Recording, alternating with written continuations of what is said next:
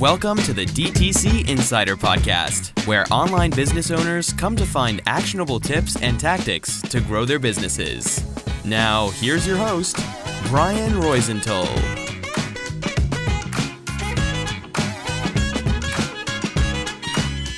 Hey, welcome to another episode of the D2C Insider Podcast. I'm Brian Roisenthal, your host.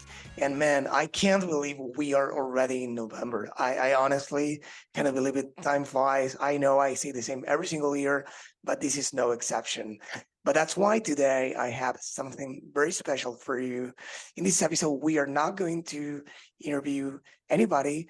I'm going to talk what matters the most nowadays, which is Black Friday and Cyber Monday. So it's actually the first one I'll do without any guest after a long time, but I won't be alone.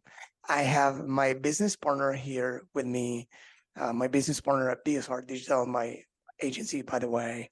Her name is Flor, and she'll be joining me in some episodes as a co-host. Hey, Flor, I'm really happy to have you here. Welcome to the show. Thank you. I'm super excited to be here. It's going to be fun. Yeah, I'm sure we'll have a great time the same way we do off the record. And by the way, for those who don't know who you are, could you please quickly introduce yourself? Yeah, I'm part of the BSR Digital Agency. I'm the account manager for most of our clients, and I've been in the digital marketing area for like almost 7 years now. That's a lot.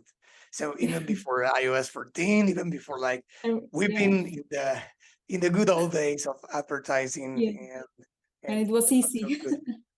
Yeah.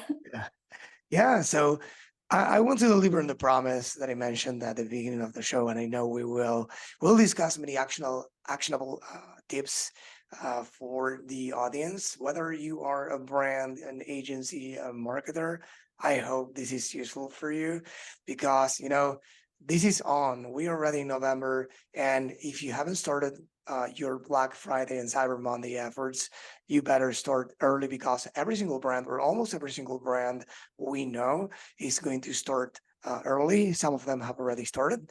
So we have some news for you. In case you haven't heard, Meta has released the perfect gift for advertisers for this time of the year, which is the budget scheduling feature. What's that about, Flor? It's amazing. It's going to make our lives so much easier.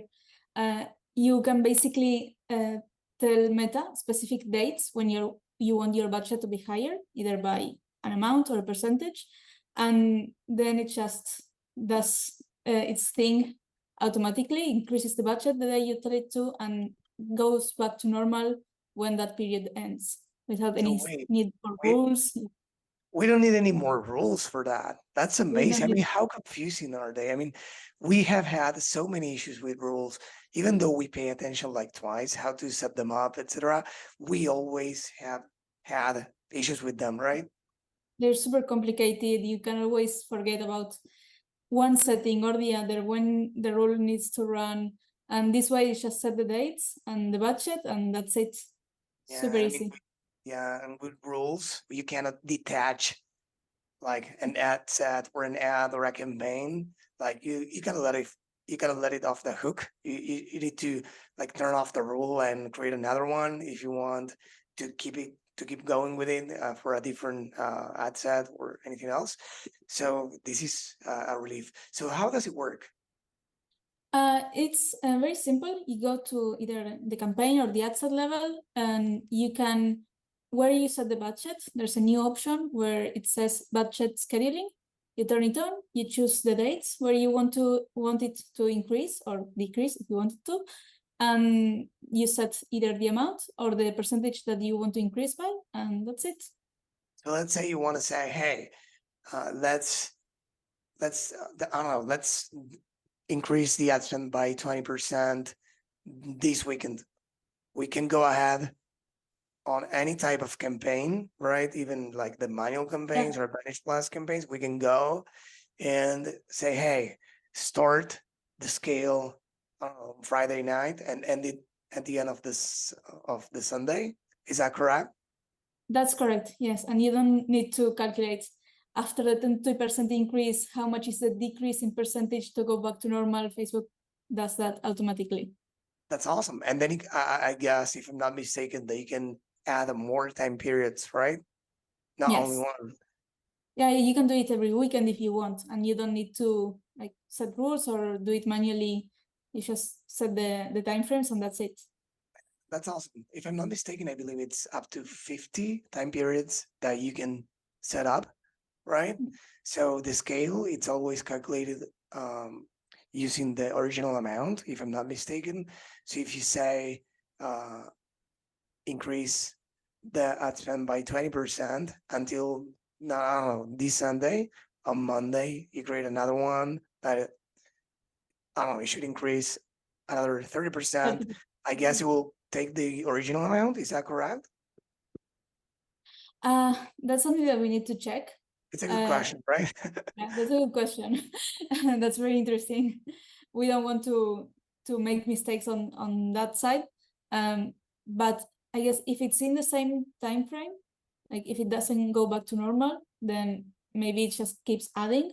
And then if it's completely separate, you do it for one weekend, and then for the other, it would use the same base. Yeah. So yes. So what Facebook's or what Meta said is that it will go back to the original amount, but it's a good question to ask ourselves whether it will keep the scaled, let's say, amount or not if we overlap dates. If we can overlap dates, because let's say we want to say, let's start scaling, but I don't want to go back to the original amount. Like, I want to start scaling or I want to scale at a certain pace, right? I don't know, every 3 days I want to scale another 20%. If things are going well, I think we don't have any conditions. I think for that we will need, unfortunately, rules, right? Yes, I think in that scenario you would still need to use the rules, because you want to keep increasing as the performance goes.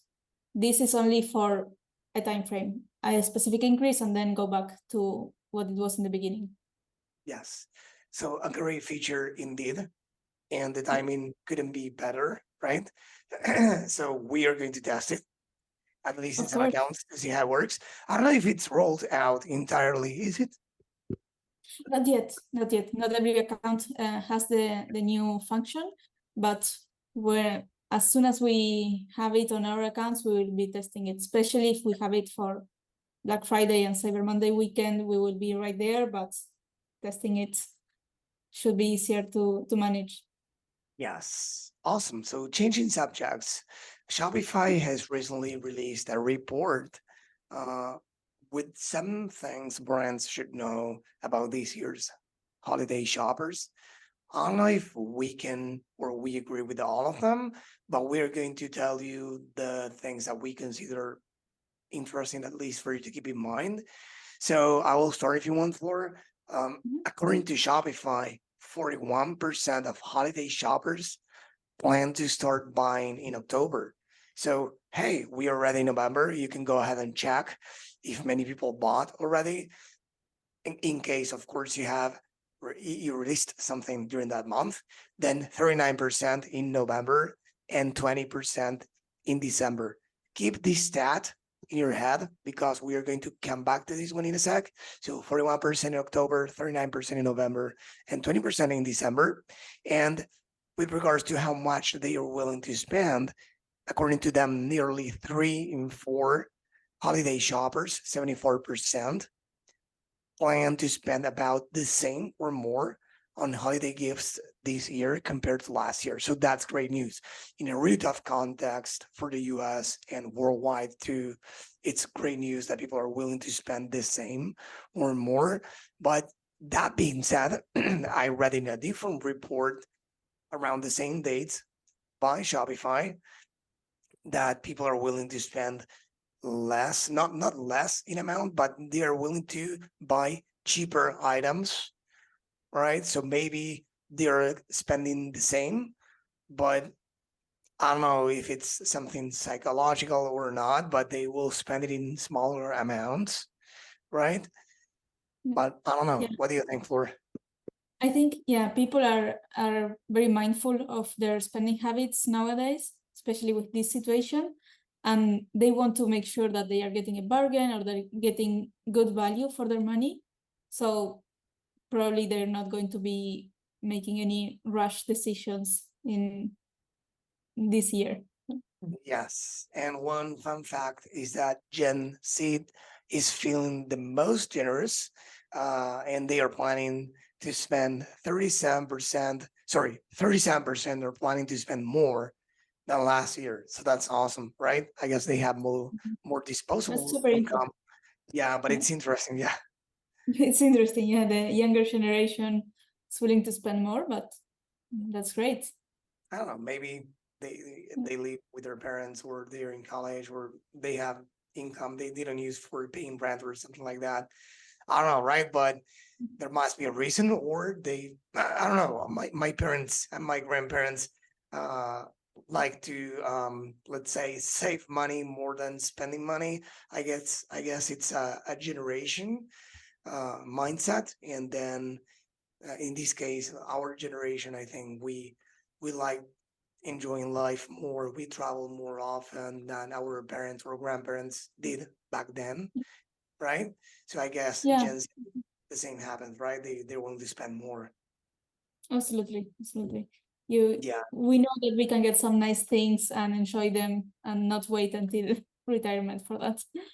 yeah, yes, it's always good to enjoy. But yeah, good news on this front.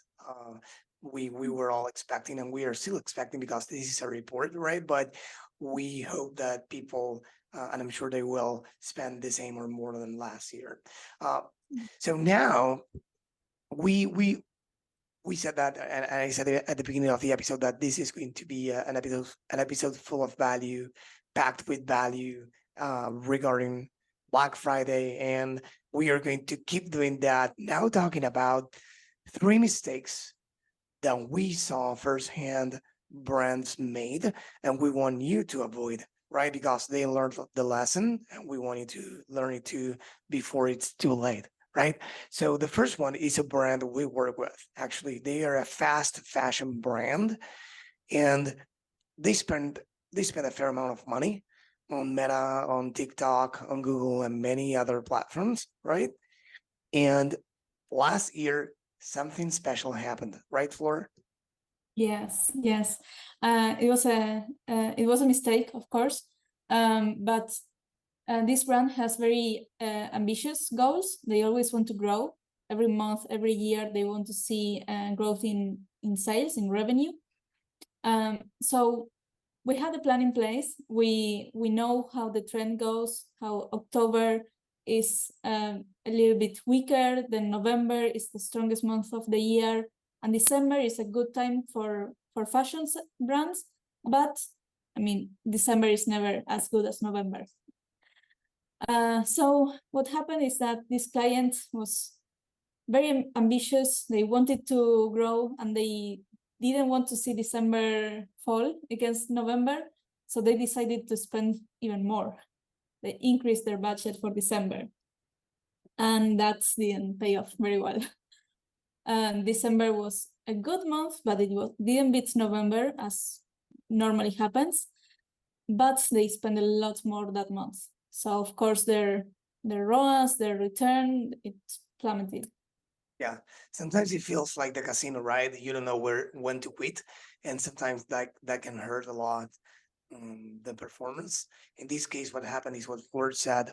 We always put together 90-day roadmaps, which is it's basically a plan with the high level goals for each of those 3 months, and the key actions we need to take to actually achieve those goals. And we knew, based on past years' data, that November was going to be the strongest month for them. And they had some outside advice from Meta in this case, that they say, hey, you should double down. You did great on November. You will do even better on December, or as good as November. We advise against it. And hey, we could be wrong, right? But we weren't. And it took them almost the next quarter, Q1 of this year to make it up for the losses they have. So a big lesson is that I said sometimes it feels like the casino, but it's not, because the casino is something random, as we all know. We can discuss that later. But in this case, they have data. It's not the first year they do this, because I know if you're listening or watching this episode and it's the first time you're doing any Black Friday or Cyber Monday or any holiday shopping season, I know you're in the dark. You don't know what to expect. You can read industry benchmarks, reports, and I hope this is a valuable lesson for you to take. But if you already have data, maybe you do great in December and even better than November. I don't know, right? So you should plan accordingly the budgets, the strategy, the campaigns, etc. Everything you do should be based on past year's data if you have that, right? Where to look for that data? Where can they look for example, for that data? Well, the store, the backend is the most reliable source of information. So Shopify, in this case, we always look at trends, how each quarter compares to the other, how each month compares to the other. And we knew that December was maybe the second strongest month, but not the first, not better than November. We knew that. Every year it had been the same. So the expectations were high, but yeah, we went against the data. Yes, exactly. So the second mistake was made by actually a guest of this podcast, and he mentioned that himself here on the show. I'm talking about Anson Belt and Buckle. So David mentioned that the lack of inventory forecasting cost them a lot of money last year as well. So basically, they sell only belts and buckles, right? But they sell that. That's what they do, right?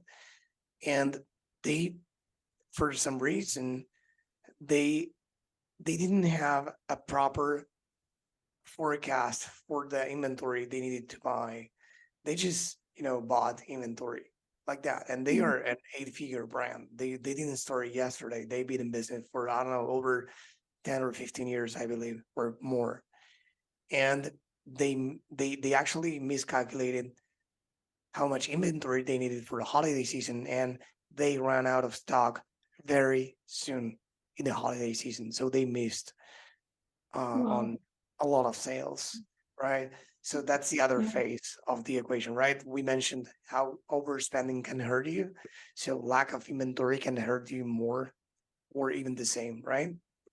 Yeah, and that shows how how important processes are in every part of the business. Not Yes. having the right process for inventory tracking and ordering, it's a Yes. very Yeah. huge Yeah. impact. Marketing is a big area of any D2C brand, but it's not the only important one. So there are many processes on the back end that you should watch too, right? And one of them is the forecasting the inventory, right? One of the many. So the third mistake is one we heard from a client actually.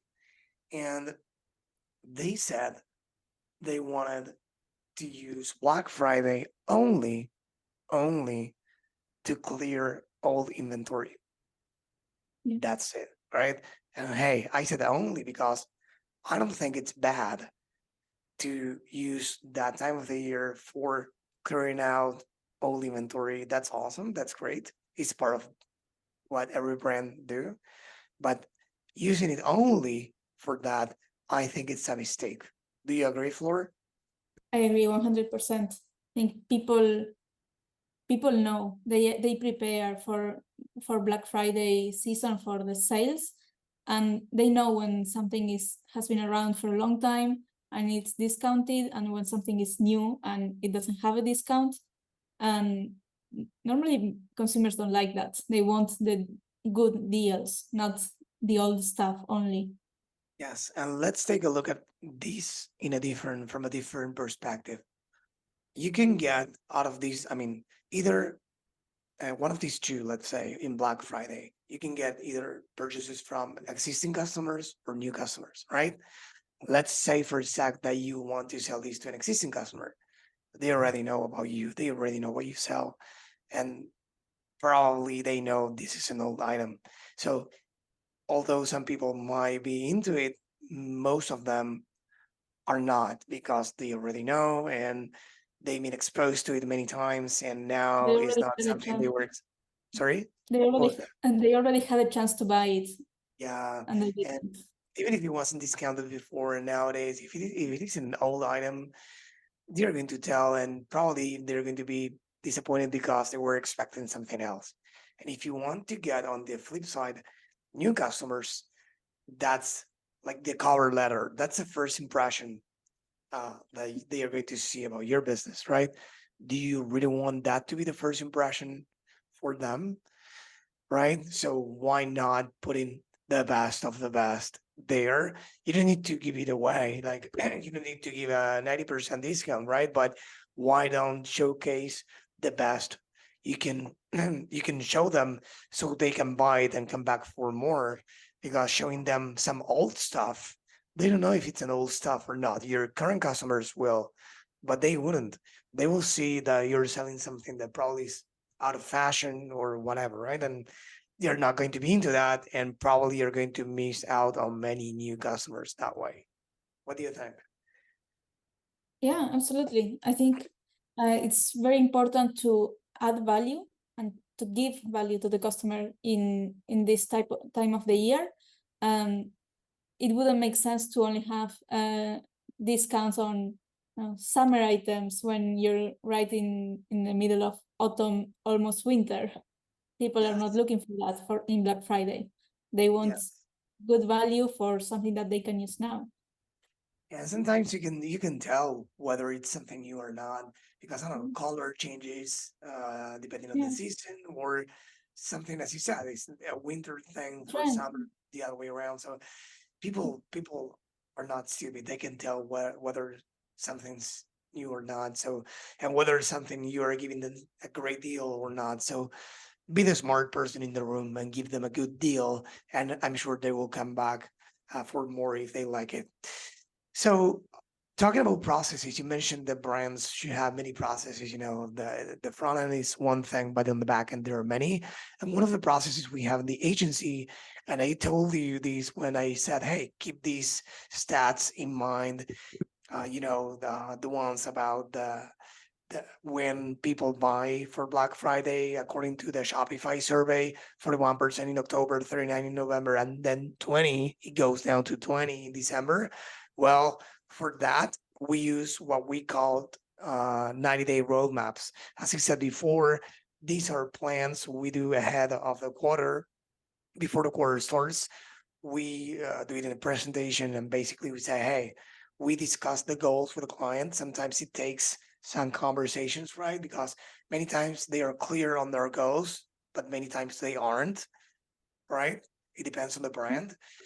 And we need to discuss the goals for the next 90 days. And then we need to do what for? We need to break them down into monthly goals, right? Yes, yeah, exactly. It's super important for us as an agency to have a roadmap, to have clarity on our clients' goals. So that's why we do this. We know that we're going to be focusing on actions and goals that actually move the needle to achieve what our client is expecting. So if they want to, let's say, grow in Q4, we know that October, November, and December are not going to be the same for growth. So we can plan ahead and be prepared for that and have the according actions for each of these months. Yeah, And yeah, exactly. I mean, say that way, if this is the North Star, right? And guess what, this is not perfect. Many times there are, I don't know, deviations, and we want to start doing something, and then time goes by and we start doing something else, and it happens to many or all companies, is written in many books, right? And that's why having this North Star says says something like, hey, we know we need to reach this destination. It doesn't matter how we do it. So the wind took us this route instead of the original one. Who cares? We are going to take this route, but we know that we need to reach this North Star, right? So this is the way we use these roadmaps. We don't take them as, hey, this is exactly how things are going to play out. No, we say, hey, these are the actions we need to take to actually reach the goals. And then if those actions or even the goals change uh, over time, we can be still on track because we know where we are heading. Does that make sense? Yeah, yeah, of course, we can always adjust in the middle if we see that something is not working or something that we planned for did not go, did not have the results that we wanted. We can adjust and test something different, but we know what is the goal of the month, where we need to be at the end of the month or at the end of the quarter. That's super Yes. important. And to do a quick recap, what this contains exactly is basically the high level goals for each of the 3 months. Sometimes we can say, hey, what's the goal, like the number one or the two goals you have for this quarter? And then we can break them down into monthly goals because I don't know, let's say you want, I'm making it up, 1,000 new customers for the end of the quarter. Okay, 1,000 new customers, unless we are in Black Friday or in Q4, or let's say we are in Q4. We know that this is not going to be even throughout the month, every month, right? So we're going to get less customers, less new customers in October than in November, and then less in December than in November. So we can say, hey, we can forecast that, I don't know, 30% are going to be in October, then 15 in November, and then in December, the rest, right? So we can plan that accordingly and say, okay, so if you're going to get X amount in October, how much we need to scale the budgets? What do we need to put in place in X channels to make it happen? And at least 3 to 5, ideally, high level actions, not the exact campaigns you're going to implement, but high level actions like we need to increment the budget by X%. We need to create campaigns on Meta to support this. We need to create campaigns on Google to support whatever, right? We need to forecast the inventory, right? We need to keep like the 3 to 5 actions, and the same with the rest of the month. And by after each month ends, ideally, you meet as a team with the client, or if you are the client, you meet with your team, right? And say, hey, are we on track or not? And this is a step, like one step further, what we do is we keep track on this weekly, right? We are crazy, but we do it, right? Because we want to be ahead of the trends. And if we need to have a conversation with the client by the end of the month and tell them the good or the bad news, we need to be on track on a weekly basis, so it's not a surprise by the end of the month, and it makes sense, right? Absolutely. Yes, we track everything. We make sure that we are on the right path, and nobody wants to get the bad news at the end of the month without previous notice. Exactly. Because if you see by the middle of the month that you're not going to make it, you can make a change in your strategy. You can try something different, or you can just at least give the client a note like, hey, this is where we are, and this is what's going to happen, and this is what we are doing to compensate for it. Okay, great. So the last thing is that we talked about the plans, we talked about how these involve the budgets, right? How whether to scale them or not, depending on the goals you have, and the funnels are part of the strategy. And by funnels, I mean the path to conversions, right? Typically, if you have an e-commerce store, a Shopify store, let's say, or any other type of store, you get traffic, homepage, collection, product page, add to cart, checkout, and they buy, right? Typically, that's the classic path to conversion, right? With many caveats, but let's say that's the one. Of course, you can have shortcuts. You can send them directly to a product page. You can send some people to the new collection page, etc. And you can also have landing pages, right? For Black Friday, in this case, this time of the year is no exception. Having landing pages could be really beneficial in most cases. In some cases, I mean, I think that they never hurt, but I think in many cases are more needed than others. And I will mention examples, and then I will love your opinion for.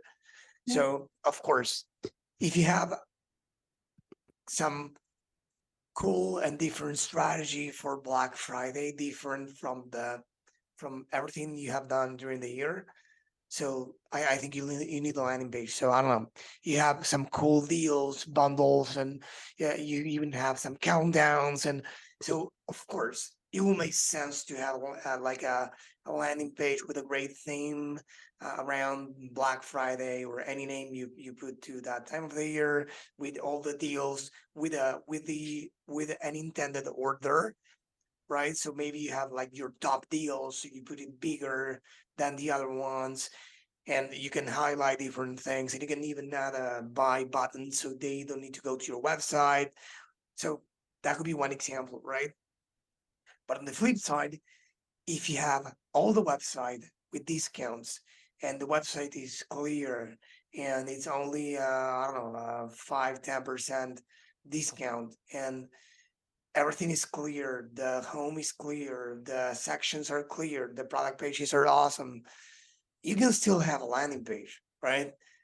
Because maybe again you want to prioritize some deals or you want to make some bundles, but you can live without one if you want, because if you don't have anything special, you can live without one. But in most cases, you do want to have a branded landing page, right? Yes, yeah, I agree. I think brands with thousands of products and a very stable discount across all of them might not benefit a lot from it, but even then, they want to push some products more than others because they have a better margin or because they are the new ones or for whatever reason, they want to highlight some products. And sometimes putting them on the homepage is not enough. So if you create a landing page, it gives you another resource to really put it out there, to reach people, to make it visible for everyone. Exactly. Yes. There are many use case scenarios for landing pages. Of course, it's not the goal of this episode, but we can cover that in a future episode, of course. So, hey, what did you think, Flor? Did you have fun today? Yeah, it was great. It was very fun, and it was super easy to do this. Yeah, I told you. She was very nervous. I mean, I'm always nervous before hitting record, but of course, the first time you do this, you're more nervous. So you did awesome, Flora. So I hope you guys listening or watching this enjoyed everything that we discussed, and of course, you might think differently in some or everything we said. If that's the case, we would love to hear your comments. You can, of course, leave us a comment on LinkedIn. You can leave us a comment through the contact form on the website. You can send us even your comments at hello@thedcInsider.com. There are many ways you can share your thoughts with us, because there is no one right way of doing this. We are only telling you our experience with these topics and what we think it's best for our clients, at least, and what we know about this. So I hope you enjoyed it. And if you are not already there because you are on Apple Podcast or anywhere else, you can go and check the show notes at thedcInsider.com. That's thedcInsider.com. You'll see the audio version, the video version, and everything we mentioned. Okay. So Flor, it was amazing to have you here. This is going to be the first of many episodes we plan on recording about these type of tips for Black Friday and more. So I hope you enjoyed it as well. Thank you. I did. Thank you. This episode was brought to you by BSR Digital. We help DTC brands grow through paid ads and email marketing campaigns. If you'd like us to help your business grow, head on over to bsrdigital.com and schedule a call with us.